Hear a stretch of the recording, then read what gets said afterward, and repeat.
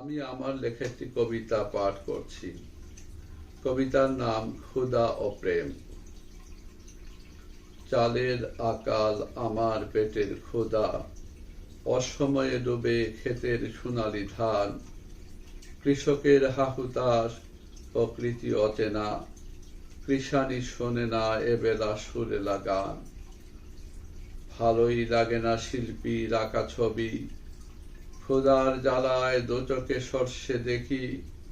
উঠোনে দাঁড়ানো কৃষকায় এক কবি, উদাসী মন্দে পরিযায়ী ডানা মেলে। আমাদের মাঝে আভিজাত্যের বেড়া, মেঘনা নদীর অপারে দাঁড়িয়ে তুমি। কেওড়া পাতায় ছাওয়া এক ঘরের ছাদ, আসো যদি তুমি এক বেলা দেব ভাত। চুইয়ে পড়ছে বৃষ্টি ধারায় প্রেম, খরস্রোতা নদী ভাটিতে কিসের টান। কাটা তারে ঘেরা এপারে দুঃখিনী গ্রাম, পার হয়ে বাধা বাধা আসা যাওয়া বারবার। দুঃসময়ে এই অধমের ভ্রম হয়, তবে কি মাছেরা তৃষ্ণায় তরপায়। তোমহলে এসে গাইলে তুমিও গান, নদীর দুপার এত কাছে মনে হয়।